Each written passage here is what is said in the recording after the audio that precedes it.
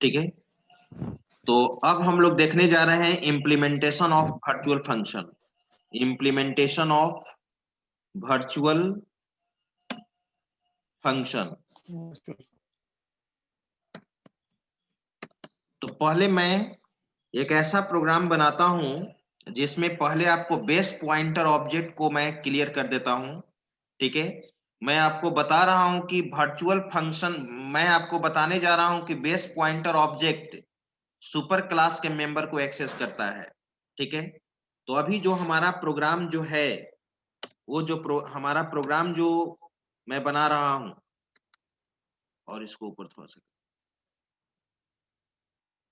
अभी जो मैं प्रोग्राम बनाने जा रहा हूं वो विदाउट वर्चुअल फंक्शन का है। Without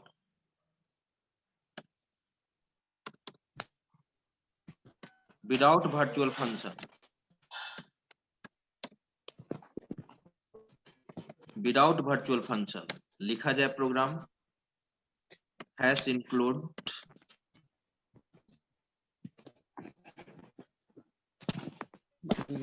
IO stream using namespace std, using namespace std class का नाम मैं अभी दे रहा हूं बेस सी। सुपर क्लास है हमारा ये, पब्लिक। और यहाँ पे सुपर क्लास, यहाँ पे मैं एक शो फंक्शन का नाम दिया।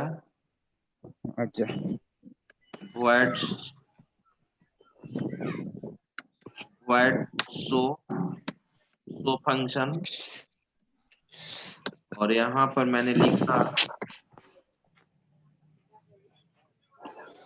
इट इज सी आउट के साथ, it is member of, it is member function of super class,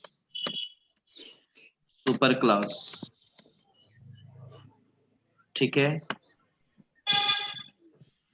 अब मैं इस क्लास को बंद कर दिया और मैं ओवरराइड करना चाहता हूं, शो फंक्शन को भी सब क्लास में ओवरराइड करना चाहता हूं। क्लास ड्राइव्ड, आप जानते हैं कैसे इनहेरिट करते हैं। पब्लिक सुपर क्लास का नाम है बेस,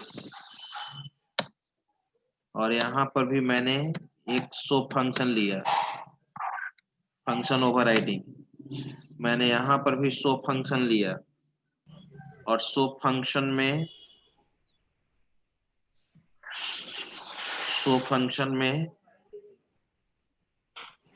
void शो फंक्शन, और यहाँ पर एक दे दिया cout, it is member of, member function of sub class. ये सब क्लास का है, ठीक है। और यहाँ पे इस क्लास को बंद कर दिया गया। अब मैं मेन बना रहा हूं, इंट मेन। और आप तो पहले से ही जानते हैं कि अगर सब क्लास का ऑब्जेक्ट बनाएंगे और ऑब्जेक्ट के द्वारा शो फंक्शन को कॉल करेंगे तो सब क्लास का ही शो फंक्शन एग्जीक्यूट करेगा, इसमें तो कोई डाउट नहीं है। अगर मैं यहाँ पे अगर मैं आपसे पूछूं, ये डिराइव्ड क्लास का ऑब्जेक्ट बना, ध्यान दीजिए आप, डिराइव्ड डी बनाया, और डी के द्वारा मैंने शो फंक्शन को कॉल किया। ये फंक्शन ओवरराइडिंग का कॉन्सेप्ट जो पहले से आप जानते हैं। सुपर क्लास का शो फंक्शन एग्जीक्यूट करेगा कि सब क्लास का शो फंक्शन एग्जीक्यूट करेगा? सर सब सब क्लास क्लास का। का। सब क्लास का करेगा। आउटपुट आएगा it is member of sub class. मैं दिखा भी देता हूँ, सब पहले क्लास इसको सेव कर लीजिए। हाँ आप अपने फोल्डर में चलिए, सीमेज ऑनलाइन, COC, RPS ऑनलाइन, आप इसमें आ जाइए। यस C++, मैं नाम दे रहा हूँ इसको वर्चुअल ही,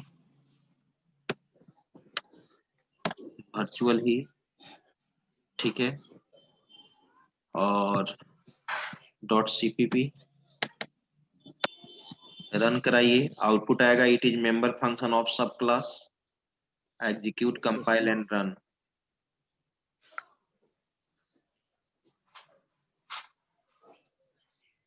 अच्छा, ऊपर इसका कमेंट सेक्शन, सर ये नहीं दिए सर कमेंट सेक्शन नहीं, इंस्ट्रक्शन ऊपर से नहीं बनाए थे ना, यहाँ से यस सर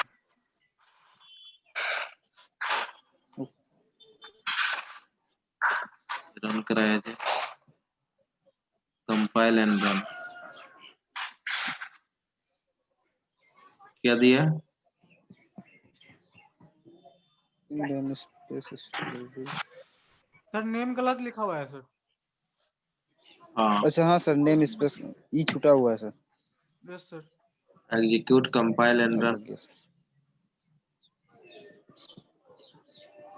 देखिए, this is member function of sub class, right, सब क्लास यानी यस सब क्लास यस का सर सो फंक्शन कॉल हुआ।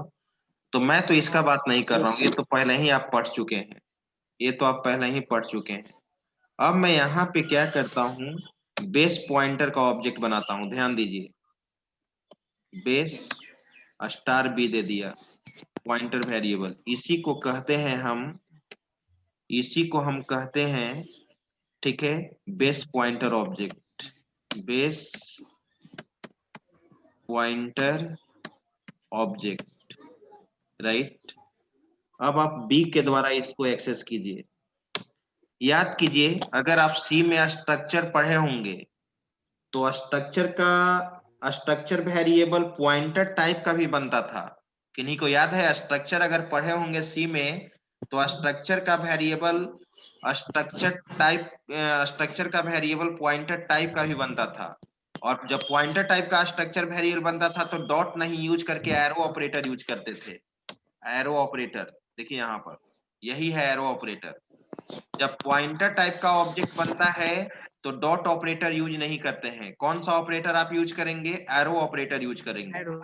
फंक्शन को एक्सेस करने नो के लिए। सर ये रूल ही इसके होता बारे में है, नहीं बताएं सर नहीं पढ़े होंगे आप सी में, ये नहीं बताएं लेकिन सर मैंने C++ में भी नहीं बताया था, लेकिन मैं बता दूंगा, मुझे ध्यान नहीं रहा था, ठीक है। तो ये भी जान लीजिए, सी में स्ट्रक्चर से कॉन्सेप्ट था, स्ट्रक्चर में अगर स्ट्रक्चर वेरिएबल पॉइंटर टाइप का बनाएंगे तब डॉट ऑपरेटर नहीं यूज करके एरो ऑपरेटर यूज करते थे। और क्लास का भी जो ऑब्जेक्ट, यस अगर क्लास का पॉइंटर टाइप का ऑब्जेक्ट बनाएंगे तो डॉट यूज नहीं करके हम लोग एरो ऑपरेटर यूज करते हैं। इस पे एक हम आगे प्रोग्राम बनाएंगे, ठीक है। तो सो फंक्शन में डॉट नहीं यूज होगा, यस बी हमारा पॉइंटर टाइप का ऑब्जेक्ट है। अब मैं सो फंक्शन को एक्सेस कर रहा हूं, ठीक है। और ये तो ऑब्जेक्ट ऑफ सब क्लास है, आप जान ही रहे हैं, यस सर सब क्लास। अब आप सो फंक्शन को एक्सेस कीजिए। अब सो फंक्शन को आप एक्सेस कीजिएगा तो अब सब क्लास का सो फंक्शन एग्जीक्यूट नहीं करेगा। किसका एग्जीक्यूट करेगा? सुपर क्लास का। सुपर क्लास का सर देख लीजिए,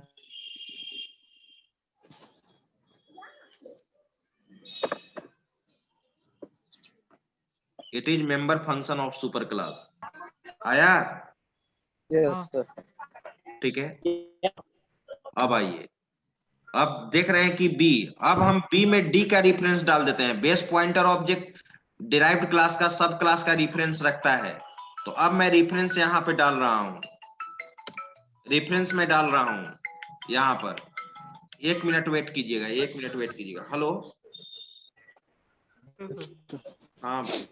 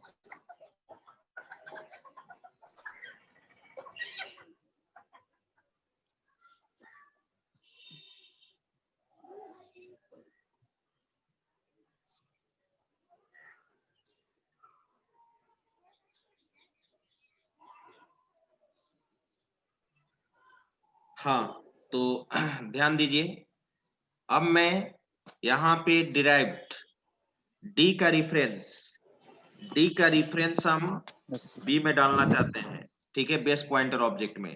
तो मैंने ऑलरेडी बताया है B equal to address of D का रिफरेंस किस में चला गया, बी में चला गया, और कमेंट लाइन में लिख भी दिया B मैं, में चला गया। होल्ड्स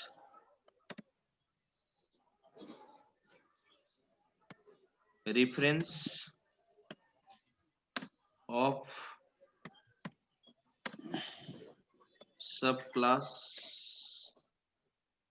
object, सब क्लास के ऑब्जेक्ट के रेफरेंस को रख लिया। अब मैं सो फंक्शन को कॉल करना चाहता हूं। क्या सब क्लास का रेफरेंस रखने के बाद भी सुपर क्लास का ही सो फंक्शन एक्सेस होगा या सब क्लास का? तो मैंने क्या बोला था कि सुपर क्लास का ही होगा। क्या Yes, होगा? sir. सुपर क्लास का ही क्लास। होगा, रेफरेंस डालने के बाद भी। सुपर क्लास का ही होगा सर। और जब वर्चुअल फंक्शन बना देंगे तब फिर होगा सब क्लास का। सब क्लास का। Execute, compile and run.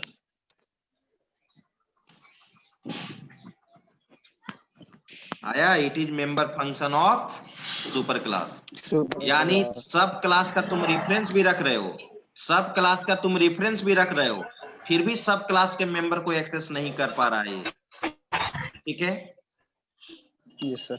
अब यहां पर देखिए, अब जस्ट मैं यहाँ पे कुछ नहीं, बस इस सुपर क्लास वाले फंक्शन को मैं वर्चुअल बना दूंगा।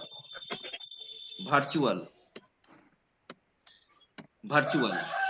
अब ये तुम्हारा वर्चुअल फंक्शन हो गया। अब आप देख लीजिए, Yes, कुछ मॉडिफाई करने का जरूरत नहीं है। ठीक है, अब सब क्लास का सो फंक्शन एक्सेस होगा।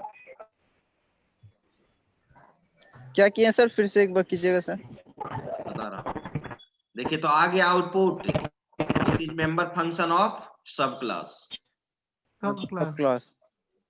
ठीक है, मैंने अभी यही किया कि बस सुपर क्लास में जो सो फंक्शन है उसके पहले कौन सा कीवर्ड लगा दिया, वर्चुअल फंक्शन।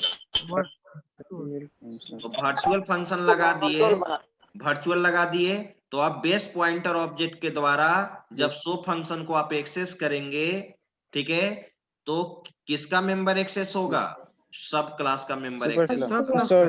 सब क्लास। ठीक है, it is member function of sub class.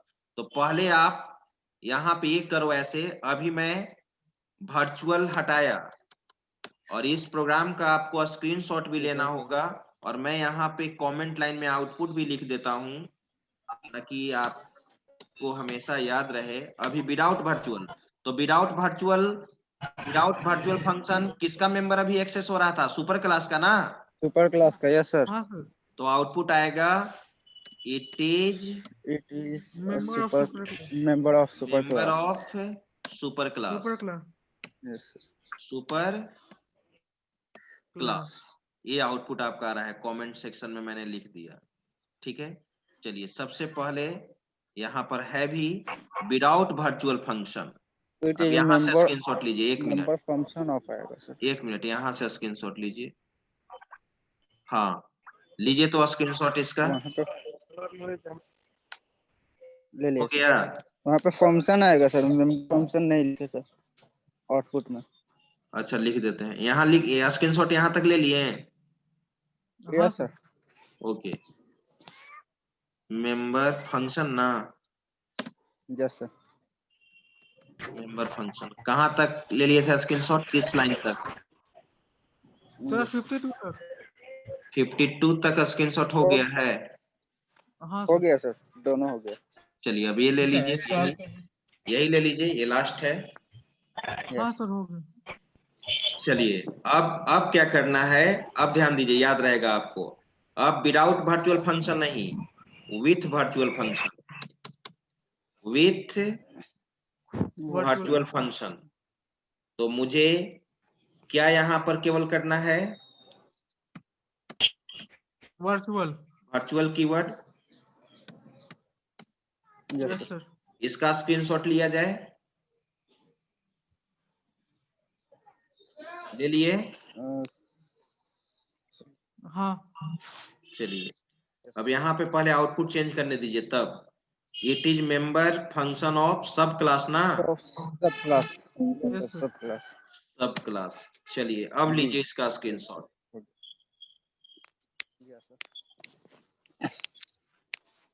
ठीक है, ले लिए सर। अब यही वर्चुअल फंक्शन था, और वर्चुअल फंक्शन पढ़ना जरूरी है प्योर वर्चुअल फंक्शन के लिए। जब तक वर्चुअल फंक्शन आप नहीं जानते तब तक आप प्योर वर्चुअल फंक्शन नहीं पढ़ सकते हैं। ठीक है सर ऊपर ऊपर कीजिए ना सर, ऊपर वाला छूट गया था सर। ये यस बस सर, इतने पे रुक जाइए सर, हो गया सर। ओके ठीक है, ये था वर्चुअल फंक्शन। ये वर्चुअल फंक्शन का नोट्स हमारे पीडीएफ में नहीं था, बच्चा क्लास छोड़ा होगा इसलिए वो नहीं मिला, लेकिन प्योर वर्चुअल फंक्शन का है। तो अब हम लोग यहाँ पर देखने जा रहे हैं प्योर वर्चुअल फंक्शन, क्योंकि आज मैं इसको समाप्त करूंगा प्योर वर्चुअल फंक्शन को। देखिए यही है आपका प्योर वर्चुअल फंक्शन, पढ़ा जाए। प्योर वर्चुअल फंक्शन का पॉइंट वाइज लिखा हुआ है, it is similar to virtual function but it must be assigned या इक्वेटेड विथ जीरो। ध्यान दीजिए, ये भी हमारा वर्चुअल फंक्शन की तरह ही ट्रीट करता है, लेकिन यहाँ पे जो भी वर्चुअल फंक्शन है, अगर वर्चुअल फंक्शन को डिक्लेयर करते समय वहां पे जीरो से इक्वेट कर देंगे, जीरो असाइन कर देंगे, तो कहलाएगा प्योर वर्चुअल फंक्शन, वो कहलाएगा प्योर वर्चुअल फंक्शन। ठीक है, फिर से एक बार समझने का कोशिश कीजिए।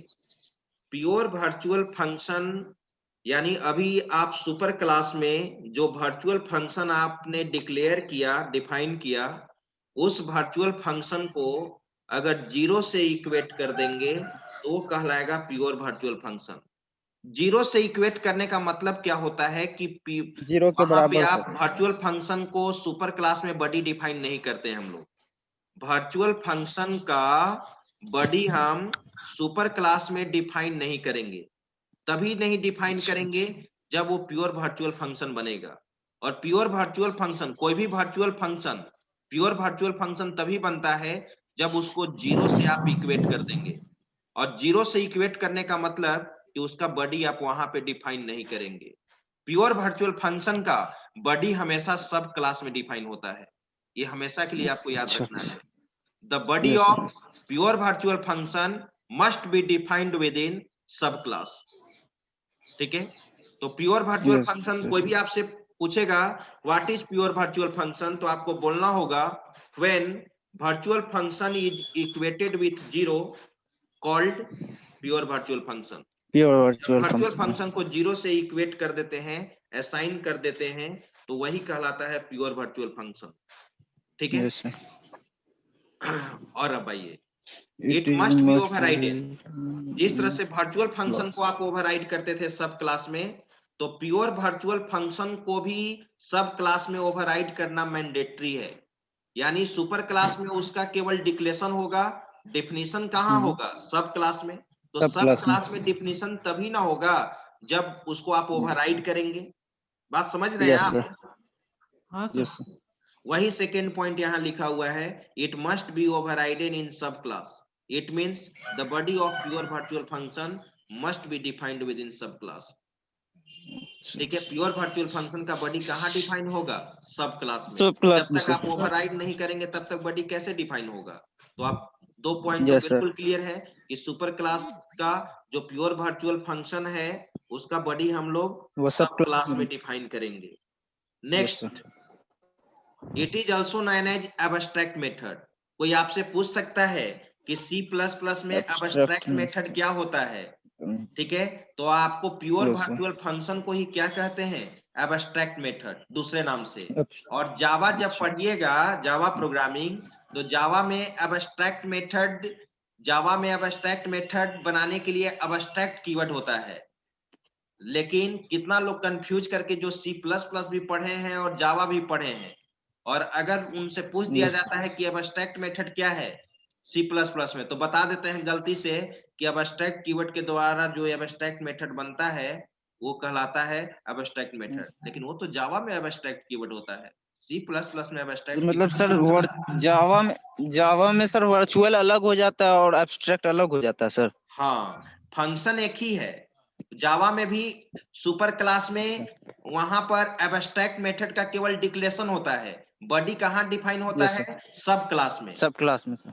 लेकिन यहाँ पे जाना जाता है सी प्लस प्लस में प्योर वर्चुअल फंक्शन के नाम से। लेकिन प्योर वर्चुअल अच्छा, फंक्शन सर। को आप एब्स्ट्रैक्ट फंक्शन या एब्स्ट्रैक्ट मेथड के नाम से भी बोल सकते हैं। अगर कोई आपसे अच्छा, पूछ सर। दे what is abstract function in C plus plus, तो आप क्या नहीं बताइएगा, क्या बोल दीजिएगा कि एब्स्ट्रैक्ट फंक्शन नहीं होता है, प्योर वर्चुअल फंक्शन का ही दूसरा होता है नाम सर। क्या है, एब्स्ट्रैक्ट है। Abstract abstract method. फंक्शन। हाँ सर। ठीक है, चलिए। और अब ये प्रश्न उठता है एब्स्ट्रैक्ट क्लास, कोई आपसे पूछेगा सी प्लस प्लस में एब्स्ट्रैक्ट क्लास क्या होता है, तो मैं थोड़ा सा जावा में ले चलना चाहता हूं। जावा में क्या होता है कि एब्स्ट्रैक्ट कीवर्ड होता है। एब्स्ट्रैक्ट कीवर्ड जावा में क्लास के पहले लगाया जाता है। जो क्लास के पहले एब्स्ट्रैक्ट कीवर्ड लगेगा वो एब्स्ट्रैक्ट क्लास कहलाता है। और एब्स्ट्रैक्ट मेथड के पहले एब्स्ट्रैक्ट कीवर्ड लगा देते हैं, तो कहा जाता है कि वैसा क्लास जो एब्स्ट्रैक्ट मेथड को रखता है, एटलीस्ट कम से कम एक एब्स्ट्रैक्ट मेथड को रखता है, वो एब्स्ट्रैक्ट क्लास कहलाता है। तो सी प्लस प्लस में तो एब्स्ट्रैक्ट कीवर्ड है नहीं, तो आपको यहाँ पर इस तरह से बोलना होगा। कोई अगर आपको सी प्लस प्लस में बोल दे व्हाट इज एब्स्ट्रैक्ट क्लास, तो आपको सी प्लस प्लस में ये बोलना होगा वैसा क्लास जो कम से कम एक प्योर जो वर्चुअल फंक्शन को रखे, वैसा क्लास जो कम से कम एक प्योर वर्चुअल फंक्शन को रखे, उसको हम लोग क्या कहते हैं, एब्स्ट्रैक्ट क्लास बोलते हैं। ठीक है, तो वही चीज लिखा हुआ है, abstract method must be declared with in abstract class. Abstract method किसके अंदर डिक्लेयर होता है, एब्स्ट्रैक्ट क्लास के अंदर डिक्लेयर होता है। एब्स्ट्रैक्ट मेथड कहने का मतलब pure virtual function, right, virtual function. और देखिए यहाँ पर लिखा हुआ है नेक्स्ट में, an abstract class must have at least one pure virtual function. Abstract class में एक प्योर वर्चुअल फंक्शन होना ही होना है। सर अभी जावा का भी तो वही बोल, सर अभी आप जावा का भी तो यही बोले ना सर कि एक ही एब्स्ट्रैक्ट फंक्शन को ये करता है सर, रखता है सर। हाँ, तो जावा में दोनों का तो सर एब्स्ट्रैक्ट कीवर्ड मीनिंग होता सेम है। ही मैं जावा से क्यों कंपेयर कर रहा हूँ कि जावा में एब्स्ट्रैक्ट कीवर्ड होता है, जिस क्लास के पहले एब्स्ट्रैक्ट कीवर्ड लगाएंगे वही एब्स्ट्रैक्ट क्लास बनेगा। लेकिन क्या ऐसा सी प्लस प्लस में होता है, क्लास के पहले क्या एब्स्ट्रैक्ट कीवर्ड लगाएंगे, जब एब्स्ट्रैक्ट कीवर्ड होता ही नहीं है। तो आपसे कोई सी प्लस प्लस में पूछ सकता है ना कि एब्स्ट्रैक्ट क्लास क्या होता है, और गलती से बोल दीजिएगा कि गलती से अगर बोल दीजिएगा कि क्लास के पहले जो एब्स्ट्रैक्ट कीवर्ड लगाते हैं वो एब्स्ट्रैक्ट क्लास होता है। सी प्लस प्लस में एब्स्ट्रैक्ट कीवर्ड कहाँ होता है, आई बात समझ में? ठीक है, यस सर। चलिए, और फिर आपसे पूछा जाएगा कि इसका इंपोर्टेंस क्या है। इसका इंपोर्टेंस ये है, ध्यान दीजिए, इसका इंपोर्टेंस ये है, डेटा एब्स्ट्रैक्शन मैंने एक टूल बताया था ऑब्जेक्ट ओरिएंटेड का, कि कुछ डिटेल्स को हाइड करना है, कुछ डिटेल्स को क्या करना है, शो अप कराना है, शो कराना है। ठीक है, कुछ डिटेल्स को हाइड करना है, कुछ डिटेल्स को शो कराना है। जैसे मैंने एक एग्जांपल दिया था डेटा एब्स्ट्रैक्शन में ऑब्जेक्ट ओरिएंटेड के थ्योरी को जब मैं डिस्कस कर रहा था, ठीक है, तो मैंने वहां पे बताया था डेटा एब्स्ट्रैक्शन में एग्जांपल कि कार ड्राइवर केवल कार चलाना जानता है, ये नहीं जानता है कि इंटरनली वो कार इंजन कैसे वर्क करता है, वो एक ऑटोमोबाइल इंजीनियर ही जानेगा। तो कार का जो इंटरनल डिटेल्स है वो ड्राइवर से क्या है, हिडन है ना। Yes sir. लेकिन ऑटोमोबाइल इंजीनियर तो उसको बता देगा कि क्या प्रॉब्लम है। जैसे आप जैसे आप सॉफ्टवेयर पे काम करना जानते हैं, लैपटॉप यस सर। के लैपटॉप में जो सॉफ्टवेयर है उस पे काम करना आप जानते हैं, लेकिन इंटरनली लैपटॉप कैसे काम करता है वो एक हार्डवेयर इंजीनियर ही ना जानेगा। Yes sir. ठीक Yes, है, sir. तो किसी भी ऑब्जेक्ट का कुछ डिटेल्स इंटरनल होता है, कुछ एक्सटर्नल होता है। तो उसी तरह से यहाँ पर डेटा एब्स्ट्रैक्शन होता है। डेटा एब्स्ट्रैक्शन, आपका जो सीनियर है वो एक एब्स्ट्रैक्ट क्लास आपको बना कर दे देगा। जैसे लॉगिन मॉड्यूल पे आपको काम करना है, किसी प्रोजेक्ट के लॉगिन मॉड्यूल पे आपको काम करना है, लॉगिन मॉड्यूल पे। और एक मिनट वेट कीजिएगा, दूध आया है, मीठी मम्मी को बोल दो। हाँ, तो हम लोग डिस्कस कर रहे थे यहाँ पे, क्या डिस्कस कर रहे थे? Abstract sir. एब्स्ट्रैक्ट सर कि कोई सीनियर अगर एब्स्ट्रैक्ट कीवर्ड बनाने के लिए बोल दे सर। हाँ। तो अगर कोई आपका सीनियर बॉस है, आप काम कर रहे हैं टीम में, आपको एक एब्स्ट्रैक्ट क्लास बना के दे देगा। मान ली कि आपको दे दिया कि आपको लॉगिन मॉड्यूल पे काम करना है, तो लॉगिन मॉड्यूल पे जब आपको काम करना है तो लॉगिन मॉड्यूल में बहुत सारा फॉर्म होगा। आपको एक साइन अप फॉर्म बनाना होगा यूजर रजिस्ट्रेशन के लिए, एक लॉगिन विंडो बनाना होगा, लॉगिन करने के लिए। ठीक है, फॉरगेट पासवर्ड, अगर पासवर्ड भूल गए तो फॉरगेट पासवर्ड बनाना होगा। ठीक है, फॉरगेट यूजर बनाना होगा, फिर यूजर भूल गया तो यूजर प्रोफाइल चेंज करने का बनाना होगा फॉर्म। ठीक है, तभी ना वो बनाइएगा। और वो चीज Yes, sir. मैं आपको दिखाता हूं। अभी आप लोग को क्या करना होगा, आप तो अभी आप में लोग आईटी या सीएस है आपका ब्रांच, इलेक्ट्रॉनिक्स सिविल वाले ब्रांच सब कंप्यूटर साइंस में इंटर कर रहे हैं, उनका बच्चे लोग का प्लेसमेंट हो रहा है। आप लोग का तो कंप्यूटर साइंस है। जब तक ये सब प्रोग्रामिंग पे काम नहीं करेंगे, केवल सी प्लस प्लस पढ़ने से काम नहीं चलेगा। देखिए मैं यहाँ पे स्टार्ट कर रहा हूँ विजुअल स्टूडियो VB.NET। मैं इसको, इसमें टाइम लगेगा, तब तक मैं पढ़ाता हूँ, इसको स्टार्ट होने दीजिए। ये हैवी सॉफ्टवेयर है .NET का। चलिए, हाँ, तो सीनियर प्रोग्रामर ने आपको टास्क दे दिया लॉगिन मॉड्यूल एग्जीक्यूट करने के लिए, तो एक एब्स्ट्रैक्ट क्लास बना कर दे देगा, केवल नाम लिखा हुआ रहेगा उस क्लास में। हाँ, void login, void sign up, void forget password, void user change user profile, void change password. अब उसका कोडिंग आप बैठकर आप खुद करिए, बॉडी तो आप ना डिफाइन कीजिएगा कि सीनियर डिफाइन करेगा। Yes sir. नो सर, हम भी सीनियर करेंगे। से हाँ, एडवाइस आप करेगा डिफाइन सर। कीजिएगा, तो वो एक एब्स्ट्रैक्ट क्लास बना कर दे दिया। ठीक है, वही होता है Yes, sir. यहाँ पे प्योर वर्चुअल फंक्शन। तो अब यहाँ पे आप देखिए, मैंने बोला था कि प्योर वर्चुअल फंक्शन को कैसे हम लोग डिक्लेयर करते हैं, प्योर वर्चुअल फंक्शन को हम लोग कैसे डिक्लेयर करेंगे। और यहाँ पे देखिए सिंटैक्स, वर्चुअल रिटर्न टाइप है, फंक्शन नेम है, पैरेंथेसिस है, इक्वल टू 0। मैंने क्या बोला था कि वर्चुअल फंक्शन को 0 से आप क्या कर दीजिएगा, इक्विलेट करते हैं। इक्वेट कर दीजिएगा। Example, virtual void show parenthesis sign equal to 0। 0 कोई पूछेगा कि 0 क्या यहाँ इंडिकेट कर रहा है, एम्प्टी बॉडी, इसका बॉडी मैंने नहीं ना डिफाइन किया।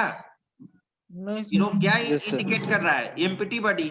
वर्चुअल फंक्शन का बॉडी Empty यहाँ पर body. क्या है, एम्प्टी है। और जब वर्चुअल फंक्शन का बॉडी आपने एम्प्टी कर Yes, sir. दिया तो ये प्योर वर्चुअल फंक्शन बन गया। मैंने क्या बोला था कि Yes. वर्चुअल फंक्शन को जब 0 असाइन कर देंगे या इक्वेट कर देंगे तो वो क्या बन जाएगा, प्योर वर्चुअल फंक्शन बन जाएगा। Pure virtual function. और वही चीज यहाँ पर लिखा हुआ है एब्स्ट्रैक्ट क्लास। बच्चा बोला था कि सर जरा आप एब्स्ट्रैक्ट क्लास के बारे में लिखवा दीजिए। देखिए यहाँ पर लिखा हुआ है abstract class, a class that must have at least one pure virtual function called abstract। Call abstract call class. ठीक है, its main objective is to provide data abstraction। Abstract class का मेन पर्पस क्या है, object oriented Data कौन सा tool था, data abstraction, Data data abstraction. Abstraction को implement करना। ठीक है, फिर आगे लिखा हुआ है we cannot create cannot object of abstract class. abstract class का Other ऑब्जेक्ट word क्रिएट नहीं होता है. abstract Other word क्लास में का सर ऑब्जेक्ट क्रिएट नहीं होता है. यानी जिस क्लास में आप प्योर वर्चुअल फंक्शन रख देंगे वो क्लास एब्स्ट्रैक्ट क्लास कहलाएगा और फिर उसका आप ऑब्जेक्ट क्रिएट नहीं कर सकते हैं, चाहे वो नहीं कर C++ हो या जावा हो. In other words, abstract class cannot be instantiated. cannot be instantiated कहने का मतलब क्या? आप उस क्लास का ऑब्जेक्ट क्रिएट नहीं कर सकते हो. नहीं कर सकते. We create only base pointer object. उसका केवल बेस पॉइंटर ऑब्जेक्ट ही बनाया जा सकता है. केवल बेस पॉइंटर ऑब्जेक्ट ही बना सकते हैं. नॉर्मल जैसे सब क्लास का ऑब्जेक्ट बनाते हैं, ठीक है, उस तरह से आप नहीं बना सकते हो. और यहां पर देखिए, इन C++ abstract class is also called interface. C++ में abstract class is also called interface. जावा में एक इंटरफेस होता है, लेकिन C++ इंटरफेस को सपोर्ट नहीं करता है. जावा जब पढ़िएगा तो वहां इंटरफेस पढ़िएगा. इंटरफेस जो वहां जावा में जब इंटरफेस पढ़िएगा ना, तो इंटरफेस के अंदर केवल मेथड का डिक्लेरेशन होता है, बॉडी वहां डिफाइन नहीं होता है. उसी तरह से यहाँ पर बोला जा रहा है कि C++ में एब्स्ट्रैक्ट क्लास को आप इंटरफेस बोल सकते हो.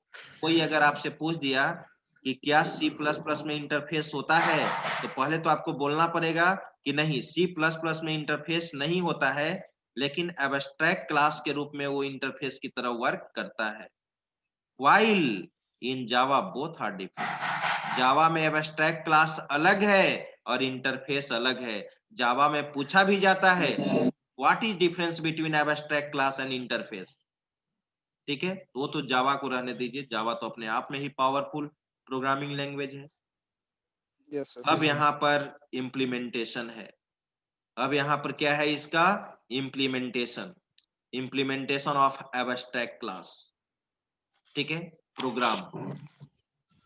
तो मैं चाहता हूं कि प्रोग्राम मैं खुद से आपको लिखूं. ये पीडीएफ वाले बना हुआ प्रोग्राम्स मैं नहीं समझाना चाहता हूं, क्योंकि अपने से प्रोग्राम लिखने के बाद ज्यादा समझ में आता है. ठीक है, तो मैं चाहता हूं कि मैं प्रोग्राम इस पे बताऊंगा आप लोग को. ठीक है, तो आइए उस प्रोग्राम को देखते हैं. यानी इम्प्लीमेंटेशन ऑफ एब्स्ट्रैक्ट क्लास. जहां एब्स्ट्रैक्ट क्लास होगा वहां प्योर वर्चुअल फंक्शन का एग्जांपल आ ही जाएगा. आप ऑलरेडी जानते हैं कि जिस क्लास में प्योर वर्चुअल फंक्शन होगा वही क्या कहलाएगा? एब्स्ट्रैक्ट क्लास कहलाएगा. Right? Yes sir. Yes sir.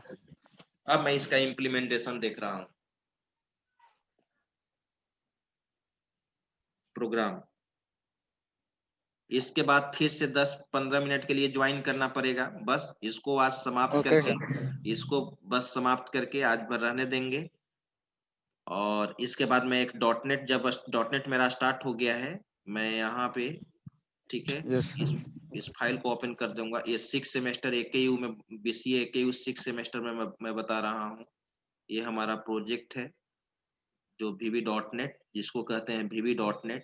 इसको अभी आप स्टार्ट होने दीजिए, तब तक हम लोग आगे का काम करते हैं.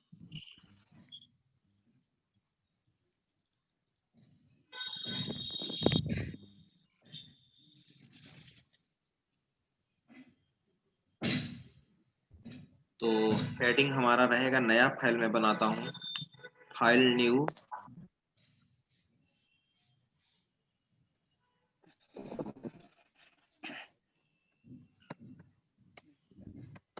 implementation of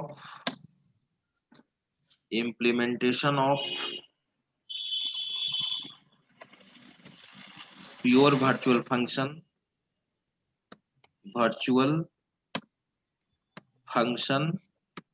या हम लोग कह सकते हैं, कोई आपसे पूछ दे कि implementation of pure virtual function या और में, और आप ऐसे भी लिख सकते हैं इम्प्लीमेंटेशन ऑफ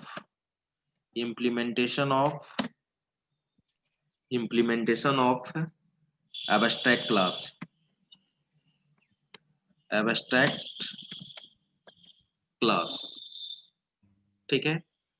तो ये तो प्रोग्राम थोड़ा सा लार्ज बनेगा, इसलिए मैं चाहता हूं कि इसको एक मिनट बचा हुआ है, फिर से रिकॉर्डिंग हमारा ब्रेक हो जाएगा ना, तो इस सेशन को मैं एंड करके न्यू सेशन में ले चलता हूं, ठीक है। चलिए अभी रिज्वाइन करेंगे सभी लोग, आवाज मिल रही है ना? यस सर, यस हाँ सर। सर, हाँ सर। ओके, मैं 1 मिनट से कम समय बचा है, तो मैं इसको सेशन को एंड कर रहा हूं, इसके बाद न्यू सेशन तुरंत आप ज्वाइन करेंगे। जी जी।